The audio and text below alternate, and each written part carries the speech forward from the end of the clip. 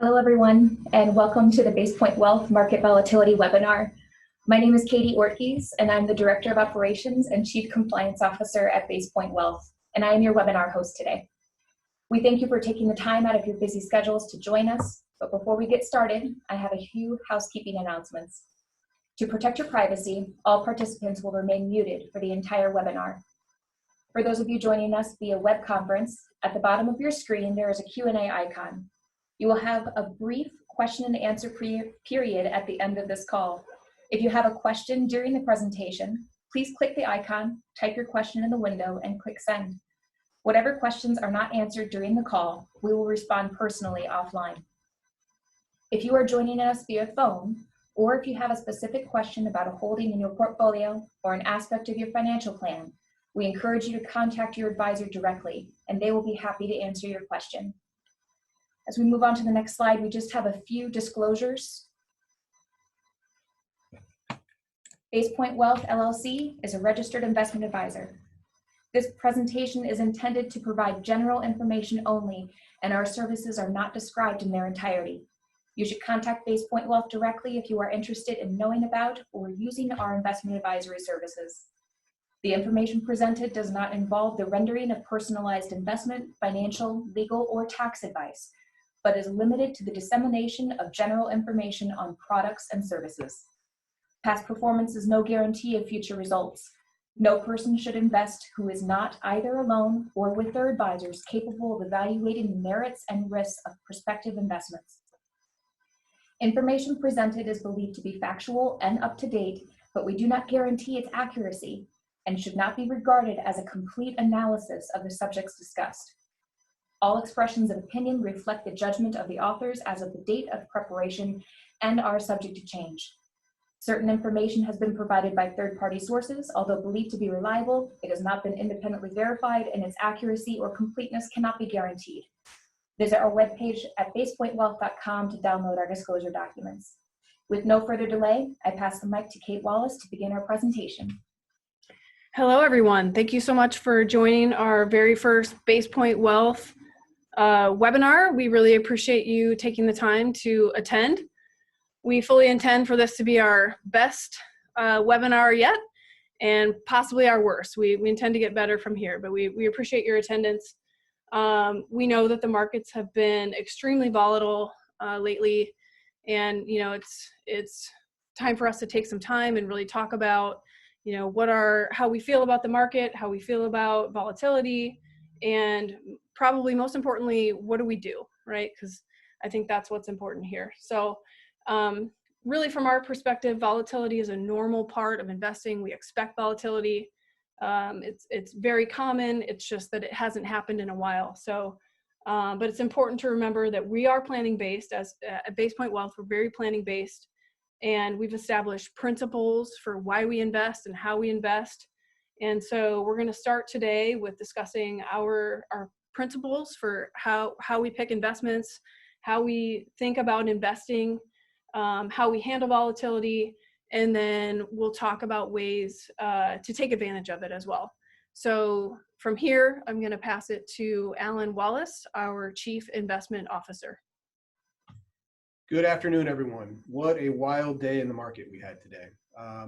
It's important to note that the principles that we operate on are designed for exactly this type of environment. We spent 11 years using these principles when it seemed like the market couldn't go down. And now that it has, we're glad that we have them because they will allow us to steer through this until it is done and help you reach your goals. So I just want to take a step back and review our principles because they are very important. And each of these contributes something to the total of how we protect your assets and how we make sure that you can reach your goals. Because that's really the effort that we're trying to put in here, is to help you reach your definition of financial success. It's not about beating the stock market. It's about getting you to where you want to go financially. So the first principle is carefully contrasting investment versus speculation. We don't speculate with your money. Avoiding mistakes is much more important to your success than outguessing the competition and how the market will fluctuate. At times, the market becomes unreliable and the market becomes erratic. And we want to take the opportunity to take advantage of that as opposed to being scared and running with the herd. The second principle is that price matters. Price is what you pay, but value is what you get. Almost every security is attractive at some price, and our job is to determine what is available out there and what's offering the most compelling return in a safe way.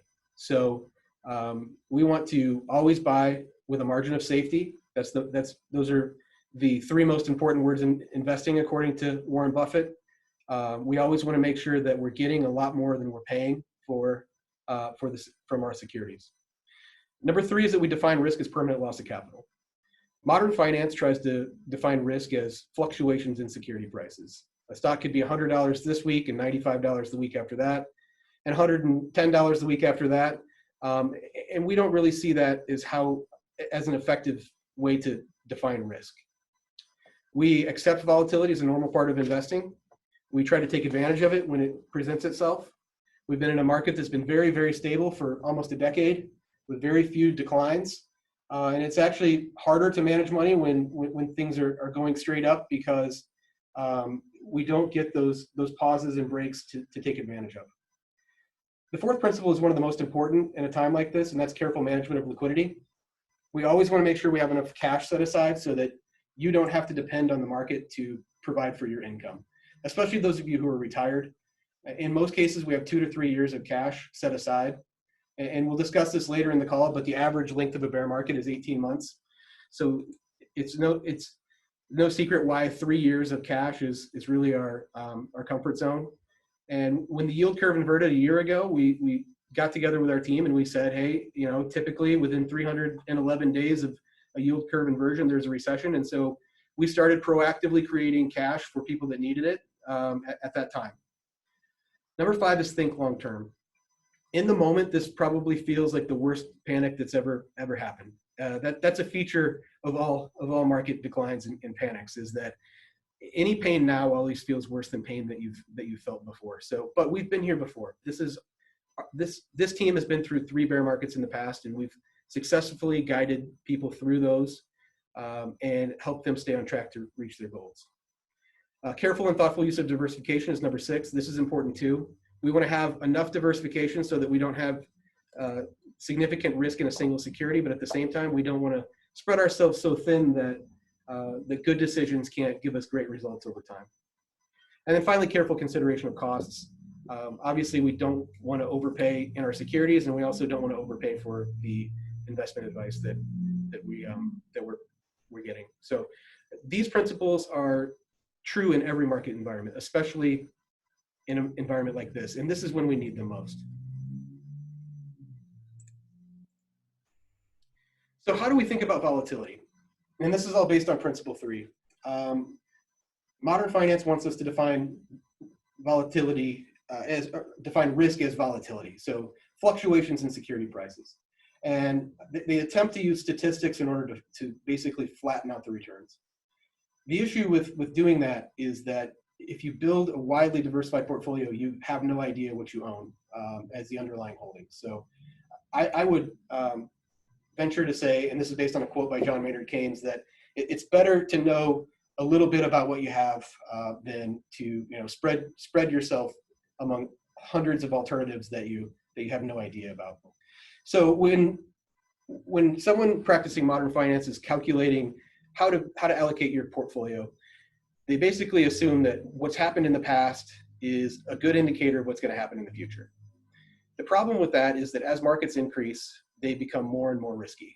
And when you try to base your decisions on an already risky market, it can cause you to make bad decisions. So we don't try to use past returns, fluctuations, and correlations to predict future returns. Maximizing average annual return is not our goal. Helping you achieve your definition of financial success is our goal. And 1 year is not enough time to measure progress or success. So looking at returns on an annual basis is sometimes counterproductive because we're not trying to maximize quarterly performance like the majority of the industry. We're trying to help you determine what return you need to reach your goals, and we're trying to help you get that return with the least amount of risk. Minimizing volatility in the form of annual deviations from the mean is definitely not our goal. We accept volatility as a part of investing, and we attempt to profit from volatility. when prices drop like this, we want to take advantage of them. At the same time, we want to remain humble, and we don't want to take on additional risk, or we don't want to take the chance that we're going to buy into a bankruptcy or a company that's going to have credit issues or a company that's going to have liquidity issues. And then finally, past volatility and past correlations are not guaranteed or even expected to repeat in the future. So it seems to us to be a faulty methodology to try to extrapolate past returns forward. And I always like to say, why use math when common sense will do? So our process for managing risk is we can think about it in three dimensions. The first is understanding. So we break risk into two components, and this is based on work of Peter Bernstein. Shallow risk is volatility. It's normal fluctuations in the prices of assets, and it causes your account balance to move up and down, and it can cause you to lose sleep. But it doesn't impact your ability to reach your goals. And the reason for that is because we have the other principles to sort of mitigate the risk. Deep risk is permanent loss of capital. That's buying a bond that ends up going bankrupt, or buying a company whose earnings power is eroded over time. And that's money that we're not going to get back. Volatility, we assume, will work itself out over time and provide some sort of even rate of return. Deep risk, or permanent loss of capital, is catastrophic. And so we spend most of our time trying to avoid deep risk. So the next component is recognizing. So we want to spend our time evaluating companies and investments that are likely to give us high returns over long periods of time. And then finally, facing. We know that the fluctuations can be exciting. We know that they can be painful, but they're completely outside of our influence. The only thing that we can do that's in our control is to manage the price that we pay for securities. And that's really where we spend all of our time, in making sure that what we receive is more valuable than what we pay. So we think about our risk in two different dimensions: risk mitigation and risk avoidance. Mitigation is developing a system that attempts to reduce the frequency or the impact of a risk. Avoidance is attempting to eliminate a risk. So our process, our principles, are designed to mitigate the impact of shallow risk and avoid deep risk. So the way that we mitigate shallow risk is by using diversification, by maintaining adequate cash, and by using a long-term time horizon. We attempt to avoid deep risk by investing with a margin of safety and by never speculating with your money.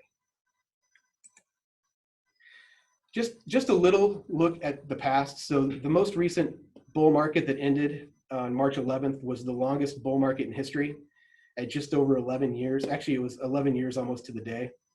But if you look back, there's been 12 bear markets since 1900. And you can see that on average, the length is 18 months and the average decline is 35%. At this point, the Dow is already down about 27 or 28%. So we're getting close to where the average decline would be. This has been significantly faster than the average bear market, but I think that's probably due to some technical factors, like the amount of passive money that's out there and the amount of computerized trading. But as you can see, over time, the bear markets, while they're painful when they happen, are short in nature, and they don't impact your long-term returns if you stay the course.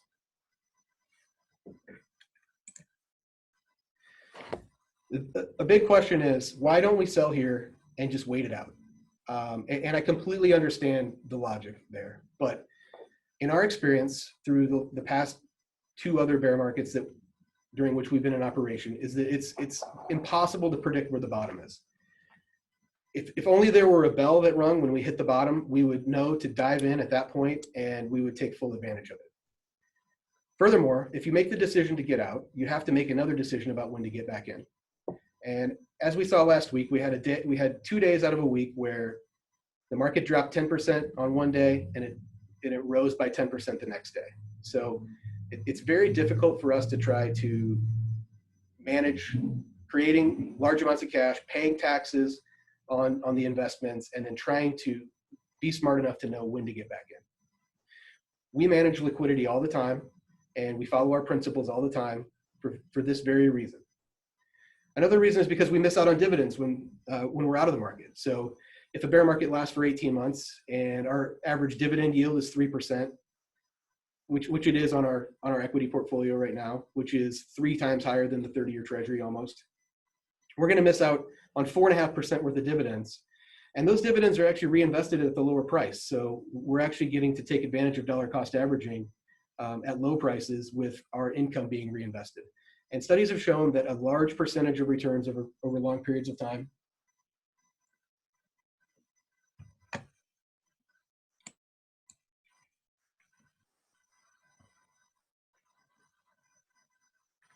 are from dividends. If you miss just the best 20 days of return over a 20-year period, your returns are negative. And it's also important to note that we planned for this already by implementing our principles, and we have liquidity, and we purchase securities with a high probability of maintaining earnings power.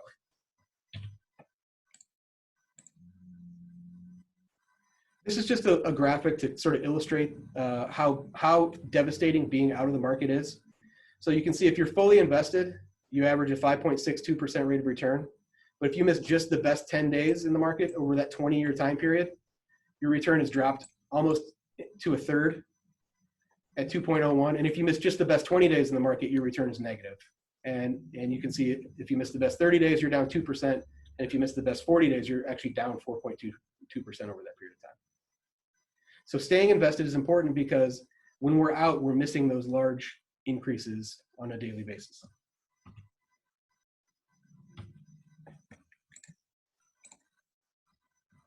I'm gonna hand it over to Kate, and she's gonna talk a little bit about emotional self-regulation. Yeah, so I think it's possible that the information that we've discussed so far, you already knew, right? I mean, you've seen the statistics on the stock market going down and coming back up. You've read and know the statistics about staying invested is important. These aren't things, hopefully, that you don't know or haven't seen before.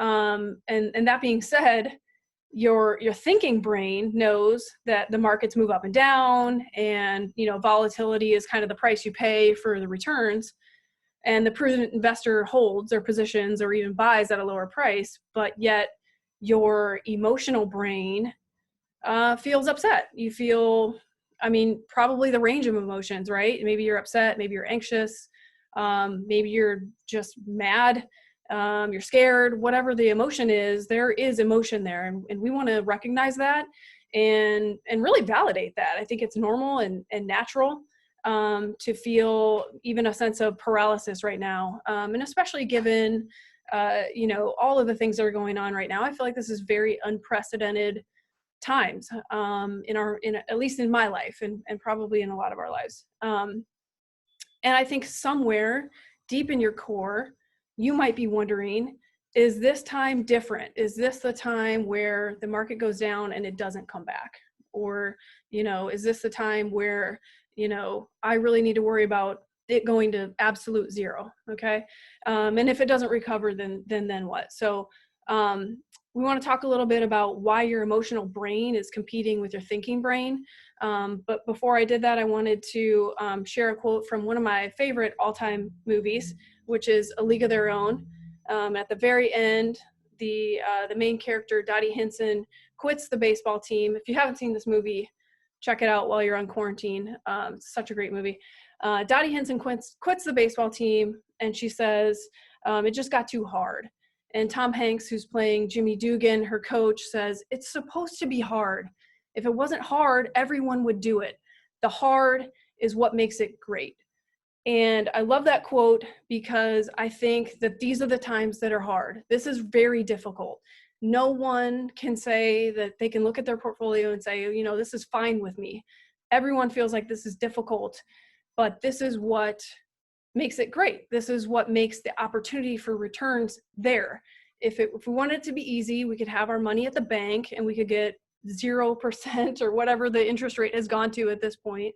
But we're willing to play the game a little bit. We're willing to take a little bit of risk to get the gains. These are the moments that make it hard.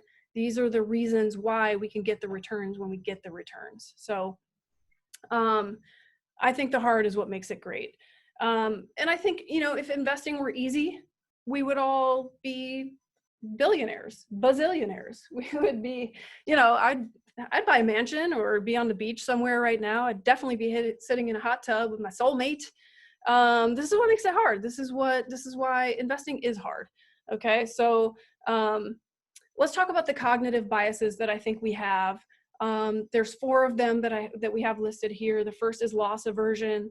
I think most people, and this was originally identified by Kahneman and Tversky in 1979 as a psychology study, where they really realized that people tend to strongly prefer avoiding losses as opposed to achieving gains. So, and you can kind of think about yourself too. I mean, when you lose money, the pain of that, we think, is about 2 times stronger than how powerful it feels to have gains.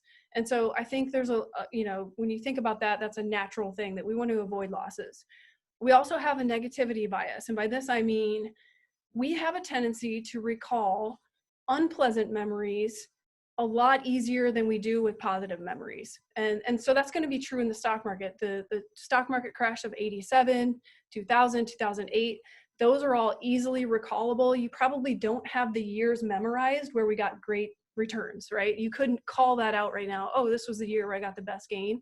But you can call out the years in which we had negative returns. We also have outcome bias. That's a tendency to judge a decision based on its outcome instead of based on the quality of the decision that was made at the time. So it's easy right now to say, well, I should have sold in January because now I know that the market went down and I'd be better off. So it's really easy to know the outcome in the moment, but you have to remember that at the time you didn't know.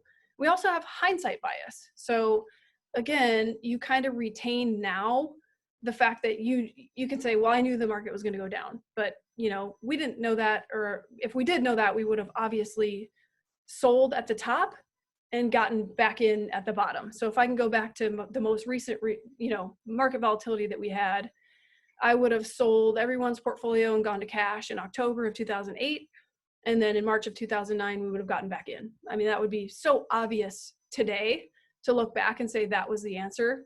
But I know that at the time, we just didn't know. We didn't know. We were doing the best we could do. Thankfully, the majority of the people that we worked with and we advised stayed invested. And so we wrote it down, but then we wrote it back up. Okay. And the other thing that I think people do is that we have a tendency to have a high watermark mental accounting, right? And so what I mean by that, and you can kind of think of the flood of 2008, right? So we remember the images here in Cedar Rapids of the flood water being at a certain level on the buildings that were downtown. And then when the flood water recedes, we can see that line. And we do that with our portfolio, and it's natural and it's normal, but we have this, the beautiful number that we saw on our statement that was the high.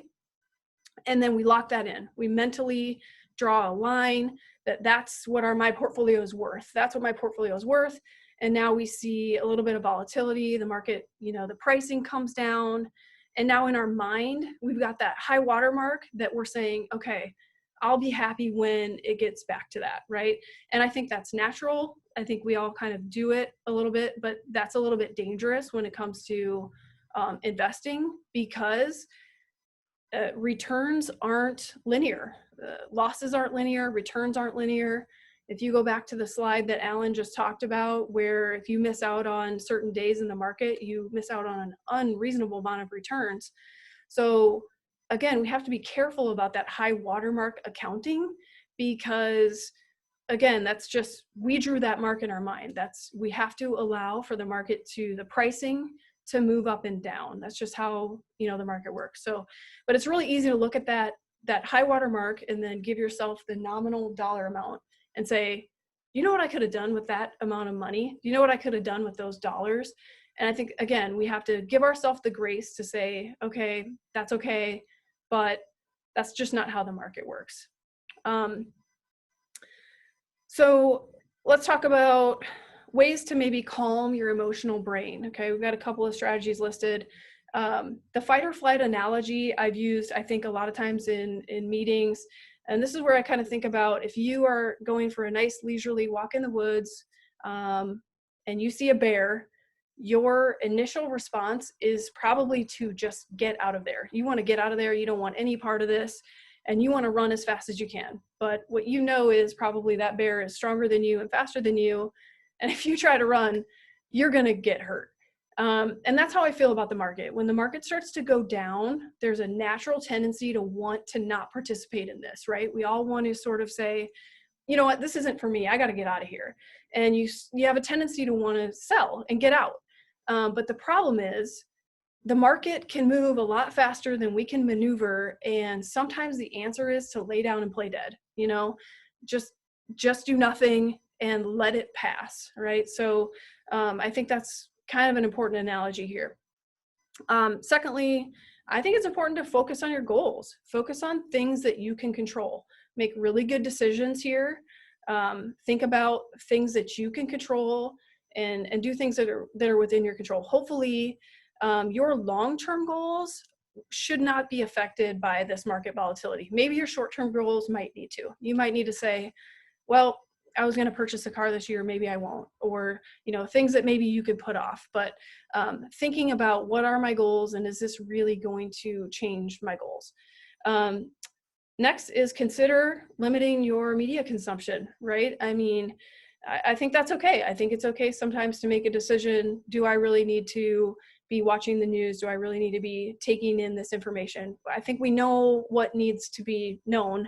We're all aware of the situation. So sometimes it's okay to tune those things out. I think it's also okay, frankly, to not check your balances if that helps. I mean, sometimes people say, I don't really want to have to look at this. I know it's bad. I saw that the market went down. I don't really want to look at my balances. And I think that's okay. I don't think you have to look at it. If you know you're going to open your statement or you're going to look at your balance online and it's just going to upset you, it's okay not to look at it. I think that would be terrible advice if you were self-directed and it was your job to manage this, but hopefully all the folks on this call have hired us and you have a team of professionals here at Basepoint Wealth that are looking at it. We have all hands on deck here and we are thinking about the strategies and we are thinking about what to do on your behalf. So I think it's okay for you. If you need to not look at it, I think that's okay. So let's talk about opportunities to take action and what we feel like are prudent steps going forward. Okay, so what can we do? First and foremost, if you have a lot of excess cash outside, now would be a good time to start thinking about slowly deploying that. We're humble enough to know that we don't know where this ends, but at the same time, we know when things start to get cheap and we're at that point. So I can build a portfolio of 30 securities right now with an earnings yield of 10% or greater. And over time, that should be the rate of return that you earn. In the short term, it's going to be volatile. But at this point, with 30-year treasuries at 1.3 or 1.4%, the pricing on equities is both compelling on an absolute and a relative basis. The second is deploy excess cash that you already have at Basepoint. So we're very good about keeping a lot of liquidity. And so at this point, we want to start scaling in. And one of the main reasons why we don't sell everything and sit in cash is because we like to buy on many different points. We don't want to just have one buy point and say this is where the bottom is. We want to be able to move in over time as the situation develops. Rebalancing your portfolios. So we may have some securities that are now much more compelling in value than other securities. And I know a lot of times that seems counterintuitive that you would want to sell something that hasn't declined and buy something that has. But we think about it in terms of earnings from the companies themselves. And if we're able to earn 10% on an earnings basis or a cash flow basis versus another stock is earning 4%, we definitely want to skew towards the higher earnings securities, which is the next point, increase the earnings yield of individual stock portfolios. So 6 months ago, our earnings yield was in the 5 to 6% range, which we thought was really great because 30-year treasuries were less than a third of that. But now that earnings yield has expanded to 10%, so we can move things around to increase the total earnings on your portfolio. And our dividend yield is close to 3%, which is many times greater than the 10-year treasury and is 2 to 3 times greater than the 30-year treasury.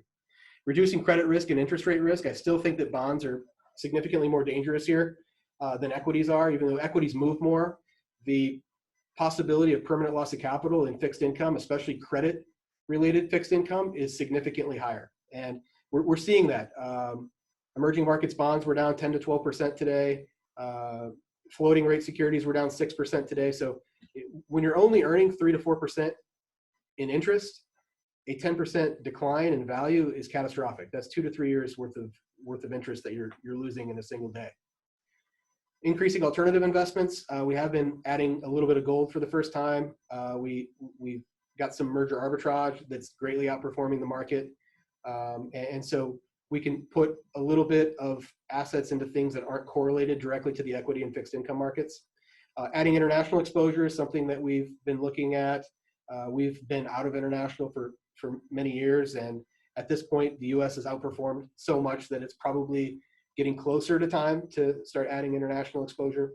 And then dollar cost averaging with new money. So if you bring in new money, there's no sense in dumping it right in. We can buy a couple times a month over a 6 to 12 month period of time and take advantage of that volatility. So if we're making a consistent amount of purchases on a monthly basis, volatility becomes our friend. And nothing feels better than being able to root against the market when it's volatile. So that's the market related side of it, but there's also financial planning related actions.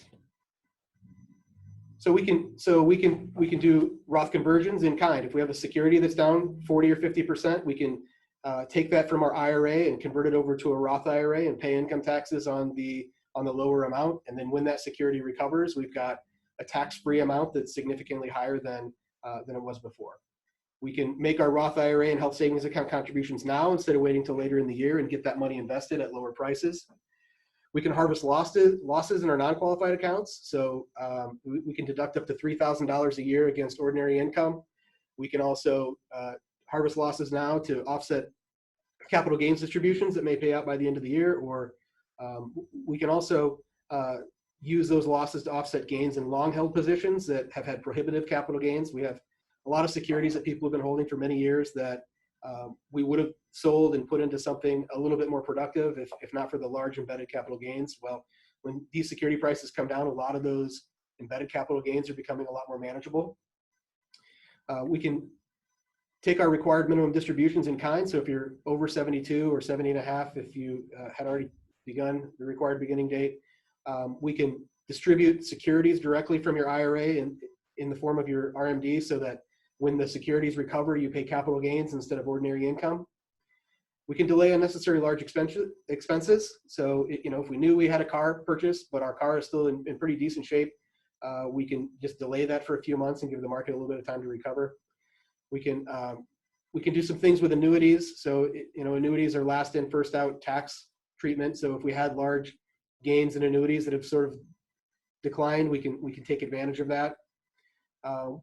If we have annuities that have guaranteed withdrawal benefits that we haven't accessed yet, now would be a good time to probably start that, especially if the benefit bases are significantly above the account balance. And we can utilize fixed index annuities to replace bond exposure. With rates at 1% or less, credit spreads sort of blowing out. If we can use some sort of fixed indexed annuity with a 5% guarantee, it's gonna increase our returns over time. So those are just some of the strategies that we can employ. And I would advise everyone to talk to your advisor about the different things and see which ones are appropriate for you. And so don't hesitate to reach out to us. We're here to help you. This is the reason why Basepoint exists, is to help you, especially when volatility is high and when emotions are high and when people are panicking. If you want to examine any of the benefits of the things that we just talked about, or if you just want to see if your financial plan has changed, or if you want to talk about the risk and the volatility and how to manage it, then please don't hesitate to do that. Keep in mind, this is just a normal part of investing. Security prices go up and down. It's the reason why returns on equities are significantly higher than on bonds. You're getting compensated for the risk of volatility. And our processes are built to help us navigate this type of market activity. So all of those 7 principles are designed to help you when the market is tough. And then finally, our goal is to help you make your money last for the rest of your life, assuming that that's your goal. And in some cases, for some of you, the lives of your children and your grandchildren. And no short-term volatility is going to get in the way of those goals that are going to be met over 40 or 50 years. So in hindsight, when we look back on this 10 years from now, this will probably be be very small in comparison to all of the gains that we've made. All right, so now is the opportunity to submit any questions. If you have them, you can use the chat feature or the Q&A icon. We'll remain on the line for about just a few minutes here while we see if there's any questions that come in. But yeah, thank you guys. Thank you to Kate and thank you to Alan for your insight. This was a great webinar, and we're really excited to be able to put this on for our clients. I am not seeing any questions come in. Like I said, we're still going to be here for the next couple minutes. While if you're still typing your question, that's fine. Take your time. We're going to move on to the next slide. Well, if you have any questions to submit, but I'm going to let Alan here talk about some of the books that have shaped our thinking. So the Intelligent Investor by Ben Graham, but is one of the things that Buffett has said. Is the book that Buffett has said has shaped his investing career most, and especially chapter 2, the investor and stock market fluctuations. It gives a good explanation of how an investor should approach market fluctuations and the opportunities that they present. The General Theory of Employment, Interest Rate, and Money by John Maynard Keynes is a very, very dry book, but chapter 12 it talks a little bit about long-term expectations and how stock market prices function. And then the most important thing illuminated by Howard Marks. I try to read everything that Howard Marks writes. He puts out a lot of memos to his clients, and so that book is just a collection of the memos that he's put out over time. Perfect. So a couple of questions are rolling in a little bit. I'll address the one about presentation being available to you as a recording. Yes, we believe we're recording this webinar. We have every intention to make it available. If your spouse or someone that you know or want to hear this hasn't been able to attend at this particular time, yes, we intend to put this out as a recording. There was another question about the tax law changing on the minimum distribution. Yes, if you were not 70.5 by December 31st of 2019, then your new required minimum distribution age is the year in which you turn 72. So, but if you were already 70.5 by December 31st of 2019, so if you took a required minimum distribution in 2019, then you're still taking your distribution as normal. So, and that's something, again, I would, request that you reach out to your particular wealth advisor to figure out how that affects you specifically.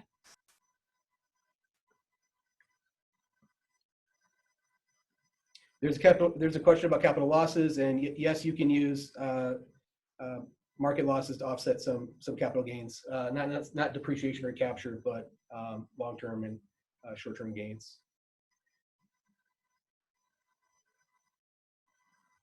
Let's see, keep them coming in. These are great. We appreciate it.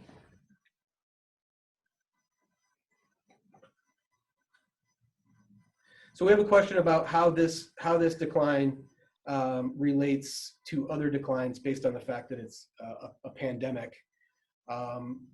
Most of the information that we're seeing right now is preliminary, but I think the strategy here by the government is to extend the period of time over which the contagion lasts in order to mitigate the stress on the medical system.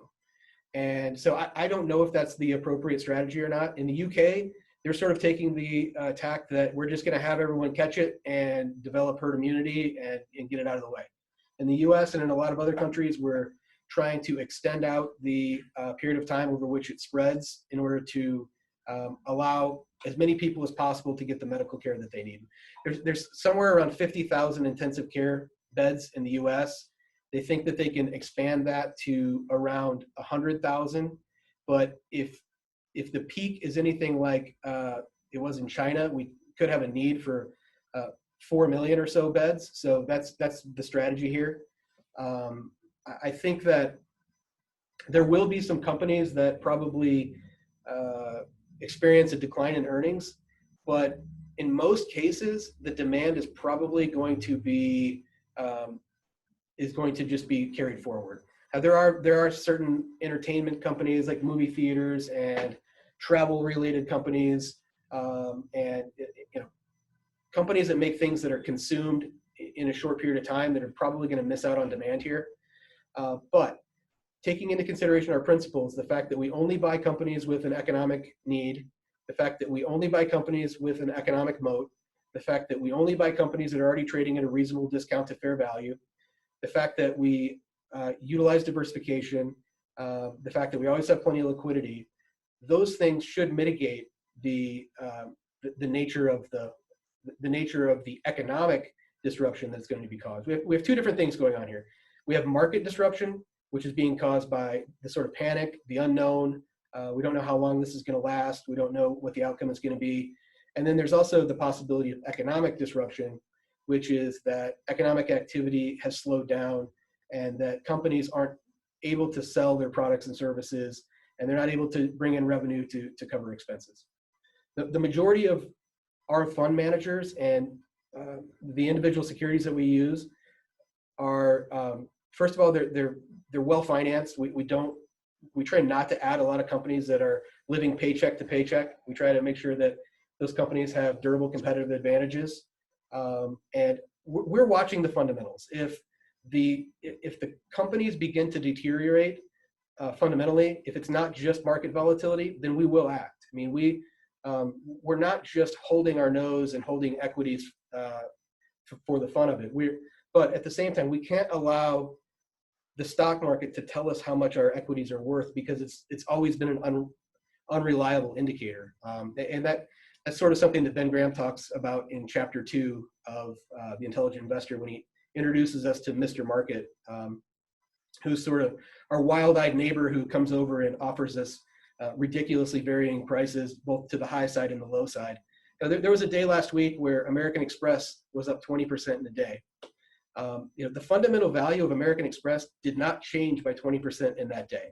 That was driven purely by psychology and purely by emotion. But as the indicators of how bad this gets or how bad it doesn't get start to show themselves, we'll be able to tell if our companies are deteriorating in fundamentals, and if there is any sort of indication that their earnings power is permanently impaired. And that's really the biggest issue. It's not, is there going to be a temporary decline in earnings? It's, is the earnings power of the company going to be permanently impaired, or is there a credit or liquidity issue with the company that's going to cause them to become insolvent? And up to this point, there are no indicators that our portfolio companies are in that situation. And it's also something that our managers are very careful about monitoring as well. So I don't want this to come across that we're saying just hold the securities because it's the only thing we can think to do. We're asking you to continue to hold your securities because we think they're good investments. We think that they have high earnings potential. We think that they're trading at compelling valuations right now based on this decline. We haven't been able to buy stocks with a price to earnings ratio of 3 to 5 in my career, except for maybe briefly during 2008. So these valuations only come along once or twice in a lifetime, and we want to make sure that we take advantage of that. The last time the equities that we buy were priced this way was in the early 1980s. So it's been a long time coming. We've been very patient waiting for this for the last decade. And so I would hate to not take advantage of this, especially if we do so in a careful and measured manner. We're never going to be cavalier with your money. We're never going to speculate with your money. We know that you depend on these assets to provide for your well-being and your family's well-being, and we take that responsibility very seriously. I want to mention, first of all, we really, really appreciate any feedback that folks are sending through on the question and answer feedback loop or the chat Zoom. A lot of them seems a little bit more like just feedback, which we appreciate, and some questions. But we've had a lot of people calling and emailing us, and they want to buy, and we appreciate that. We know that we've done our job when right now the feedback that we're getting from you is, hey, these prices are great. What are we buying? And so we don't take that lightly. We're trying to be very careful. We're trying to be very patient. We know that you're willing to buy at these lower prices, but we also know we need to be prudent here. So we are looking for buying opportunities. Alan's been obviously very hard at work. The entire investment department's been looking for opportunities. We've definitely been making some buys for folks that we know have cash in their portfolio, or for folks that are sending cash over. Paul, I appreciate the question. Actually, we did decide today, and you'll be hearing if you do have an appointment coming up. We do think it's prudent for our office to stay open. With the market being volatile the way that it is, I think it's important for us to stay here. We all have enough space within our office that we'll use some social distancing while we're here. We're not going to close our doors, but we are going to ask that our meetings that are scheduled become either phone meetings or WebEx meetings, just to keep everybody safe. We do feel like we need to be here, but we also don't think that people should be coming through the door. So if you do have an upcoming meeting, you'll probably be hearing from your advisor. We did just make this decision today, but your advisor will probably be contacting you saying, hey, can we make this a phone call or possibly reschedule? We're sort of following, I think, schools are closing, restaurants are closing, gyms are closing, the YMCA has closed its doors. So, we're trying to really keep people safe, and we want to be a part of the solution and definitely not part of the problem right now. So appreciate that question. Let's see. So we have a question about interest rates and whether or not the drop in interest rates will have an impact on the market. I don't think so, not overly so. I mean, I think at this point, once you've dropped interest rates to zero, you don't have much ammunition left. And that's always been sort of the scary thing heading into a recession, is that the ammunition is sort of used up. But at this point, what they're talking about more of is fiscal stimulation. So they're even talking about giving people money. So I don't know how that turns out. I mean, it'll definitely increase consumption. My fear is that it may stimulate inflation, and that's really something that we're concerned about here. Inflation erodes our purchasing power over time. So as the real rate of interest increases, it's going to have an impact on our fixed income holdings. Equities are semi-inflation protective. We also have been buying some gold, which should have a protective mechanism in the case of inflation. The classic inflation protection is inflation-adjusted bonds. The issue with those is that they are priced based on the real interest rate. And so when the real interest rate is negative, we have a tendency to avoid inflation-adjusted bonds, because you can have an instance where rates are dropping, nominal rates are dropping, but real rates are rising. And so you can have your inflation-adjusted bonds still go down, which is what we saw happen last year, and which is one of the main reasons why we're sort of avoiding inflation-adjusted bonds. And then, the big concern here is what happens in credit. So credit spreads have sort of been blowing out over the last few days, which has a big impact on corporate bonds. It has a big impact on floating rate bonds, which we got out of at the beginning of last year. We've really removed most of the credit risk that we have in our portfolios based on this, based on the fact that credit spreads are expanding, which is obviously devastating to any bonds that have credit risk attached to them. So our fixed income side is short-term and low credit risk, so mostly government securities. Okay, I think that's all the questions that we really have at this time. If we didn't answer your question directly, or if you have further questions, please feel free to reach out to your advisor personally, again, or feel free to reach out to Kate and Alan as well. So thank you so much for attending the Basepoint Wealth Market Volatility webinar. Like I said, if you have any questions, contact your advisor directly or call us at 319-826-1898. And we wish you all a very wonderful evening.